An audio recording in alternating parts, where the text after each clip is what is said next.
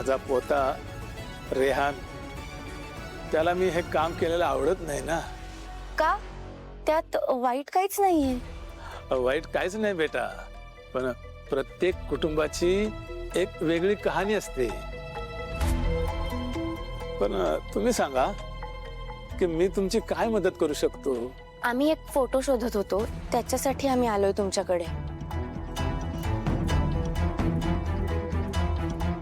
चाचा,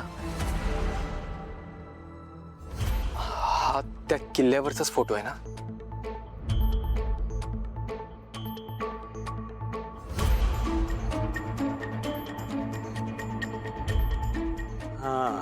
हा फोटो मीच काढलाय.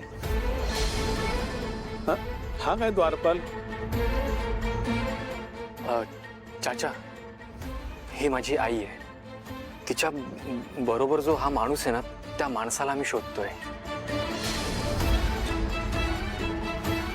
बेटा, ह्या 20 वर्षात मी खूप जोडप्यांचे फोटो काढलेत. तर कुणा कुणाला कसं लक्षात ठेवणार? नाही, पण चाचा तुमच्याकडे एखादी ते निगेटिव्ह असेल ना, किंवा ते एखादी कॉपी असेल. आहे का?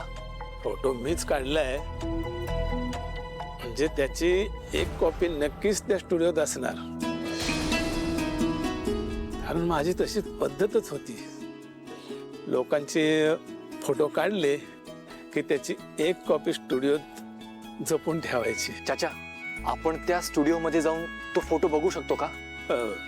मी तुम्हाला नक्कीच तिथे घेऊन गेलो असतो, पण नाही, मी तिकडे नाही जाऊ शकणार.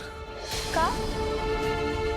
काही वर्षापूर्वी माझी बायको रुक्साना त्या स्टुडिओत असतानाच अल्लाला प्यारी झाली. त्या स्टुडिओत गेलं की मला तिच्या आठवणी येतात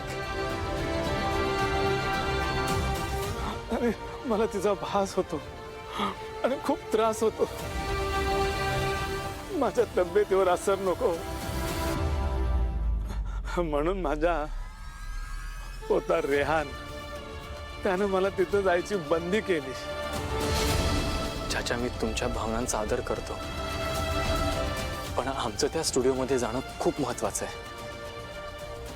मला माझ्या वडिलांना शोधायचंय.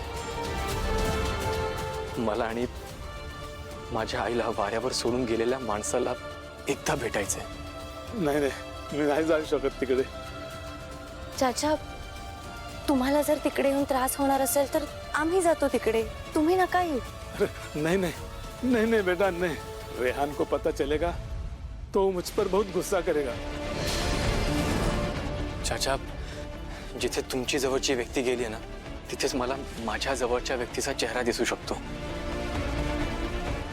हवं तर ही अल्लाची इच्छा आहे असं समजा. त्याने दोन समदुखी माणसांना एकत्र आणलंय. प्लीज चाचा.